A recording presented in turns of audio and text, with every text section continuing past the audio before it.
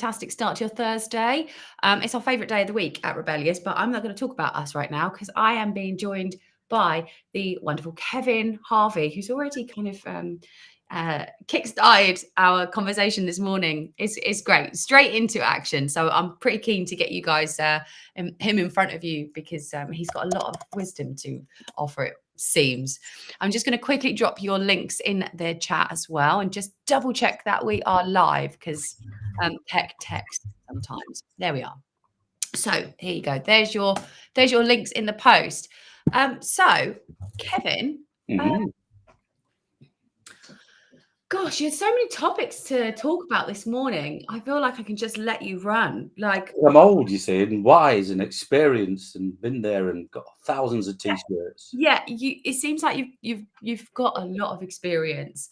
So I think I'm going to share with you an intention for what I would like the rebels to learn about you by the end of this interview, and then we can see what falls out of it. One, I want them to know how they can get in touch with you, and like how they can work with you. Or then I also want to know why they should. Why would it be of value to them? I also would love you to share some pearls of wisdom. That means that they can take something away from this, regardless of whether they ever encounter you or your work again. And anything else that you want to share. So those are my intentions. We have got someone live now, which is lovely. Morning. Hope you can say hello to us in the chat and give us some engagement.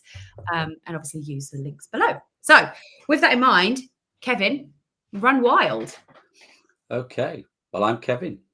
Hi, Kevin. And I'm old and I'm experienced. And as I've just been saying to Caroline, don't get me started, else I'll go into grumpy old man mode. I want that. I think you want that. You want the grumpy old man mode. No, you don't want the grumpy old man mode. You want the positive. Okay, the positive things that I can offer and the reasons why I do what I do. And what I do is help people with their confidence. And the reason I help people with their confidence is because I always thought I had it, and then sometimes I realised as a kid it was probably a bit bravado, which got me a good hiding sometimes behind the bike sheds, but it was that many years. But at least I stood up to the bullies, which was something that happened so much to me in my life in business. Right. Okay. That's good. I started speaking on stages when I was 8. And the thing really that got me into that was my parents were a little bit sort of like performers and part-time doing things. And it helped me. And I realised about preparation in life at an early age. And I remember being 8 years of age and doing that first speech and my dad rehearsing it with me and then saying, when I thought I'd learned the 5-minute little words, and it was in front of about 500 people for the Boy Scouts. I was doing it for the Scouts at 8, 9 years of age. Cubs, I think it was then. And dignitaries were there in my hometown originally of Nottingham. And I learned the script. And then when I thought I'd got it, my dad said, no, now we need to learn how to express it. And I always remember the last line, which was never take your eye off the ball. And for some unknown reason, I walked up to this little stage, it was at Nottingham University, in front of the Lord Mayor and all the dignitaries. And right at the end, I went, never take your eye off the ball. And I pointed at my eye and used the ball. And the audience went, 8-year-olds just stood here with his body language and just blown us away. And I was hooked. Amazing. I love that. And of course, what is the Boy Scouts motto? What is it? Be prepared. Be prepared. Yes. Yeah. And I've taken that with me, and that's what I help other people. When I see other speakers now speaking, because I went on to do music and drama school, and then so I learned all these sort of skills. And then at sort of 18, I left there a bit early because I was fed up with education. And I joined a carpet warehouse. Okay. Yeah, which is quite strange. And do you know a lot about carpet? I love those things. I love, like, when you look back at all the things you did that like had like a little unique impact on you. For instance, like I worked in a shop when I was 16, and the way they hung their clothes and with wooden hangers, that's something that always I kept. Yeah. Like I always hang my clothes the exact same way, and I have the hangers and the same way, to the point where I am quite a messy person. Well, one of my OCD, my last partner was OCD, and he looked at my wardrobe and was like, wow, you have a really tidy wardrobe. I'm like, oh yeah. Well, I can help you with that. As a period of my life that helped. As a CBT practitioner, we all know that OCD is one of the 4 main roots of anxiety. So if you need any help with that, I It's don't know if he is yeah, OCD. It was very, very tidy, very, very tidy. But yeah. listen, he's Fine. ex-partner, Yeah, so partner. All right, yeah, he's so gone. good He's luck. gone. Yeah, By all means, like have a go. there Um, we go. Yeah, yeah. excellent. So, Um, so that's where really my journey. Then I was a semi-pro musician, so I was playing in bands and things oh, amazing. on a night, and working during the day. And basically, what happened is I suddenly realised that this world was different. You know, I'm working with adults, and I'm 18, 19 years of age, whatever it was, and it was working with these total different types of people. And although I didn't come from a posh background at all, it was first ever comprehensive intake. I was that year. The people above me did the 11 plus, and I wasn't allowed. So I went to a secondary modern school that had been before, which was all the rough lads, and we were the first year comprehensive. So I always felt I was growing up with being experimented on with my education. Yeah, okay. And from that, I think it gave me the best grounding ever, because I learned to be able to talk to people in a tap room and also talk to people in a lounge. And that's what helped me then shape my career in business, because we had about 60 staff where I worked, and we had another depot, but it was growing. And we bought one in Leeds. I was 23, and they asked me to go up and help. And that was in 1985. So I'm showing my age now. 5 years later, I was still there. I'd been made a director of the new unit, which had 80 staff. And by Wow. the time I was 40, we'd been taken over by a PLC. And I was the operational director for the PLC, looking after all 25 depots and manufacturing, turning over 500 million. That's amazing. And that was literally where I went, just because I wanted to get out of education and start a job. So was this the carpet warehouse? That was the same company. Wow. Still going strong now, one of the largest distributors in Europe. But I Wow. left there after burnout, and they wanted me to move, and my father had died. I didn't want to move again. And I got to the point where I was never at home. It was costing me my marriage. It was costing me all sorts of, so following that dream at 42, by the time I was 42 years of age, and, bear in mind, that's 20 years ago, and I was earning six figures with all my dream cars and houses. And it basically just, I couldn't sustain that. It happened too much to me. But one thing I critically learned in there, through the process of that, I got into self-development. Right. Okay. So I bought all the books. I actually went out and became a qualified hypnotherapist when I was 32 years of age, for my own use. Mm-hmm. And I was using this through work by using NLP, master NLP practitioner now. And I was using these skills, and they were saying to me, Kevin, go and train all the other staff on this, on leadership and everything. So they didn't have to employ anybody. I was being used in my operational role, which was trucks, warehouses, warehouse lads. And I had to deal with people that got murdered. So I had to learn about anxiety techniques and grief. We had a guy murdered from that. We had a guy that died whilst on one of the jobs for us out in the shop. And I was in my late 20s, early 30s, and I was dealing with this because we didn't have a lot of HR them days. So all these things I was taking in and going on courses off my own back, because I was fascinated by the world of self-development, all the books. I mean, Tony Robbins them days, but before them, right back to Neville Goddard and Nightingale for the 50s and the 60s, and Cranfield, all these people. I was taking all this in, and it was really helping me through business. And that's when I realized the gift I had was understanding with employees whether they needed a carrot or whether they needed a stick. Okay. Yeah. And from that, I developed people, so much so that last year I got a client that came to see me with anxiety problems. It was going through burnout, and he was just short of 50. This person was a guy that I employed on a youth YTS scheme 30 years before, when the guy was 17 years of age. And we were still been friends on Facebook. And I saw that he was struggling and he was putting some not good things on there. So I went and visited him. He worked with me for last year, and he's now been made a regional director of that PLC where he still works, from when I took him on as a youth opportunities, because I know what he was going through and I know how to deal with that next step and what was holding him back. A, because of experience, and B, because of my training. Okay. So that's like an example of how I keep in touch with people, how I still work with them now, if they need it 30 years on. And he'd only just seen my things on LinkedIn, and he reached out and said, I need some help, mate. And I know you'll understand it because you've been there. Well, so this is something very serious about then, which stood the test of time. Yeah. That's important. Okay, so your coach then, right? Like, and it's what's your specialism? I think it's the fact that I go to I call it my secret sauce, spelled SOUCH. So as in the source of finding out what the root of a problem really is. Okay. So I offer a free session for people, anybody out there, and I have some quite unique things that I've learned through my coaching, which are pretty much not standard, and I'll give an example. When people, I ask them what they think their issue is, of course they give me the label, because everybody needs a label these days. I'm self-sabotaging, I'm procrastinating. I go, no, procrastination, you're lazy. No, I'm not, I'm procrastinating.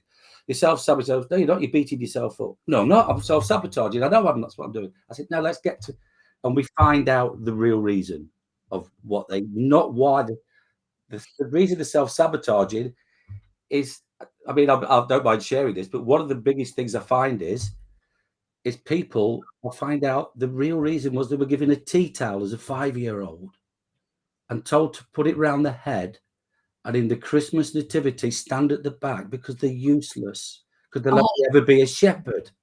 Okay. Well, I remember once my ex-boyfriend, another ex-boyfriend. I've got loads of stories of ex-boyfriends. I was very young. I was 19. His sister always made me laugh so much that she was cast. She was a star. That she was one of the stars in the nativity play. I was like, you were so insignificant. They made you the sky. Yeah, and that was always a good family joke. But yeah, I can imagine that has it is repercussions on people. But I want to just sort of stop there, because that was like you added a pearl of wisdom. So that's okay. hone in on, like, what self-sabotage is, what procrastination is like. So we've got a coach that you're helping people achieve, improve their lives, right? You've got all this experience, you obviously care, it goes back a long way. Yeah. And there's and you get into the source of the problem. Lots of tricks to do that. And now you've kind of shared a bit about self sabotage and procrastination. So just tell me a little bit more about that. I mean, basically I break it down into three brilliant areas. It's either something happening in the past, something that's happening in the present, or something that you're worried about in the future. That's it. I mean, without giving away too many secrets, anybody that is a coach that's worth any money at all will realize that that's where the problem lies, in one of those three things. So we've got to find what is the trigger point, the source of it within those 3 points. And then we write the program for the 5 weeks, 6 weeks. I do a 4 week, a 6 week, or a 6 months. Sorry, an 8 week or a 6 months. And I have 3 packages. And if somebody says to me, what do you do week 1, week 2, week 3, week 4? And I say, that's what we decide what we want to go.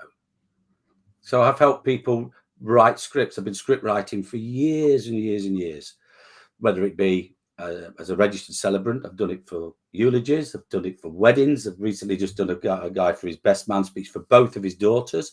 And he said, I gave him the confidence to do it. And not only that, I got him to write his story, but I got him to write the hook. I got him to write the end. I got him to make it sound like a story, because that's what I'm good at doing. And it's almost like my niche. Some people say it's helping people with public speaking, but everybody's doing that. Right. It's helping somebody have the confidence to do whatever they want in life is really what I suppose I do. So I build the bespoke program with them. Haven't done any group coaching for such a long while, because I'm asking people to come on a group coaching course about confidence, and they're not going to open up, are they? They're not going to speak to me because they've got other people there. So at the end of it, I might put them into a group, because that's when they can experiment on what they've got with like-minded people. But at the start, we've got to find out what, I mean, okay, we look at, I remember years ago, we talked about peeling back the onion, and we talk about ikigai and all these things. I use that if I need to use that, but it's not week 1, week 2, week 3, week 4, week 5, week 6. And the biggest thing people get with me is accountability. Anybody that's worked with me, at the moment I've got an airline pilot that just got his license back literally yesterday from some personal issues that he's had that I've worked with. The guy recently that was a prosecution witness in the Crown Court from an event that happened to him as a child, and he's now 40 years of age. And I got him to stand on that, actually do it not on video, but to stand there in front of the person, and got the guy put down at Crown Court. So my work is different for each person. So selling them a 6-week course in a group is not going to help them for their private issue. Mm-hmm. You know, what I do is contained within it. Amazing. So that's my passion. That's my real passion. Seeing them grow into something that they want to be. So I shared your links so anyone can get hold of you if they're interested, which, you know, sounds like you've got a huge amount of value to add. And so I want to pull back to like some pearls of wisdom. Like I really like you talked about like self-sabotage and procrastination, and you said it's not self-sabotage, it's not procrastination.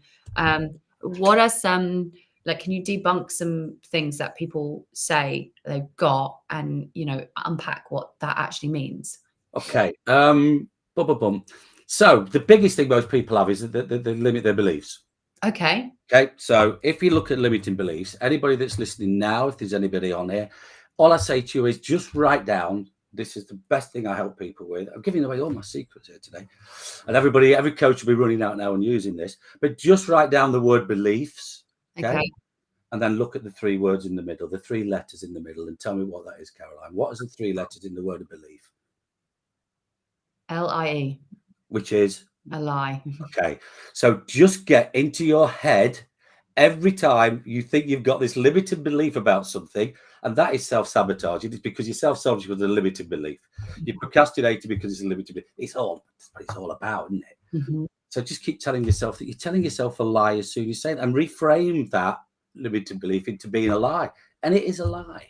Does that mean that good beliefs are lies? No, not at all. Okay. But what good belief is what the word confidence is in Latin. And nobody knows this. Again, I'm giving all my secrets away. So the word confidence in Latin is con, which is Italian for with. Fidentia is actually trust. Okay. So the belief is trusting in yourself. So confidence is all about the trust in yourself. Nice. And that's what my job is, because everybody's got it in them. But all these labels of self-sabotaging, or that we can get over them if we find out why it is you think people are you've got a fear of doing something. I mean, the glossophobia, the fear of speaking in public, is the second biggest fear in America. So I always say, so you'd rather be put in a glass box full of water, spiders, and snakes, lifted 1,000 foot in the air. So basically, that's heights, that's water, that's snakes, and glass, and claustrophobia, and everything. You'd rather do that than speak publicly on stage. And people say, yeah. Wow. And I say, do you know what the number 1 fear is of everybody? Rejection. Death. Oh, okay. So you'd rather do that than stand on a speak and die on stage, which is where the expression "die from stage" comes from. Okay. Wow, that's interesting. Oh, thank you. Do you have any? Is there anything that you want to share that hasn't been covered? I feel like my intentions have been completely like met. Okay. People know who you are, what you do, how to get hold of you. You've shared some pearls of wisdom. Very, very efficient, I will say. I'm very impressed. We've been doing this a long while. Yeah, it's clear. Have you got anything that, you know, just from your heart, you would like to put out there that's just off script and off piece that you think that the rebels could really benefit from? Yeah, don't be a Kevin. Don't waste 8s and 10s of 20,000s of pounds on a lot of courses that people go on. Do you not think they were valuable? No. There's a particular person that I won't mention because that's where I met Cordelia originally. But that was we've been through a lot of. Yeah, we have. I'm sure you have. But this is okay. Never trust a 38-year-old guy that wears trousers. It's a bit shorter and no socks with loafers. Okay, that's what much as I'll say. Yeah, it could be so many different people. You can.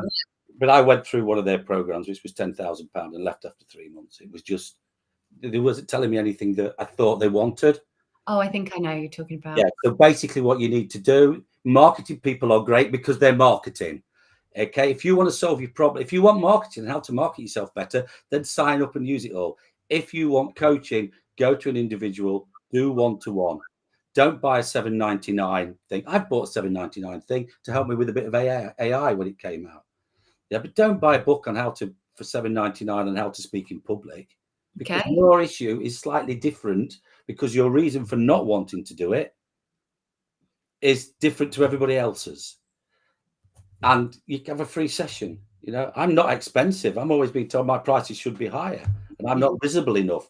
I know that's my problem, because I would think that 90% of my work is done by referral. Yeah. Well, that's a really good way to get. So I would say to anybody, and I see some massive changes, because the trend at the moment, this is great. There's 3 or 4 people that most people out there will know, really big marketing. This is how you do LinkedIn. This is how you do this, to do that. And in this last week, they've all put the same post out, which is the massive pity party, saying how their businesses have changed and how they've done this, and all my millions, and I'm having to sell my houses, and I'm having to do this and all that. Then the next day, they've got a new bloody thing coming out that they want you all to sign up and buy. No, I've bought all them in the past, and trust me, they're rubbish. I'm so intrigued as who you're talking about. I want the dirt to be dished. I'm not going to do it live on here, are you? Why? Yeah, why Dish not? the dirt. Don't know. Yeah, What's with the not sharing? because there's people that's been successful through these things. And what I'm saying is, I got taken in because I Well, got taken in because, let's say, here's an example. okay. Before lockdown, I could go out and speak on a stage in Manchester. In fact, 2 months before, I was in London, Manchester, speaking on stage. And my speech was walking on stage and saying, having a breakdown was the best thing that ever happened to me. And it was when I was 50. It was divorce, mother dying, you name it. And I talk about that. My pity party is 30 seconds, and that's how I help people, how I use that experience. And so I've got my opening line, which people go, I want to hear it. And then the last bit of line I want to say to them is, wherever you are today, it's never too late to change your life. I did, something like that. So this is where I put my speeches together. Going great. Started to do all my coaching work, getting clients from that. Yeah. Now somebody rings me up and says, Kevin, would you like to come and speak at Wembley? And you know what? If you pay us £5,000, you can come and speak at Wembley. And I'm saying, no, I'll come for free and speak at Wembley, but let me sell from the stage. No, it's £5,000, please. And as soon as we went into lockdown, everybody became a life coach for $7.99. Yeah. Okay. Yeah. And it really we have received one of those calls as well. Well, yeah. So it's the passion. Not everyone. We've also been invited to speak without being asked for $5,000. Yeah. You know, like. But yeah. There have been some of those calls. Like, we'd love and it's no problem if you're a marketer, but if you're a coach, don't sell your soul. I'm not like totally opposed to that, because it is still marketing. It's still valuable. But regardless, I get your gripe. I get where you come from. That's me personal, because I'm used to the way it was. But I've had to accept that I have to do a bit of that now. I have to sell my soul if I want to earn money and be noticed. Marketing is not selling your soul. Marketing is selling yourself. It is, but it's like years ago when I was in the PLC, one of the things I did was took over to run one of the sales forces for a few months while they're looking for a sales director. I know how to sell this pen. Okay. I know it's got the clip. I know it's got the nice little handle. I know you can see how much ink's in it. I know it's got a button so it won't go anything. I could sell you that pen 1,000 times over. But selling me has always been my problem. Oh, well, I think you've done a fantastic job today. I think you've really... I'm passionate. Can you see? I'm passionate. You are very passionate, and I think you've done a great job. And I think, you know, if anyone's watched this and they want to get a free session with you, I think, quite honestly, you've done an amazing job. Like, I'm intrigued. I'm intrigued, and so I imagine the rebels are as well. So that has been bloody brilliant. What a great interview. Authentic and honest. That's to sum it up. That's me. Yeah, I think I you know what, like, I think that's how people want to relate to their coaches as well. Want someone who's honest, straightforward, experienced, knows what they're talking about.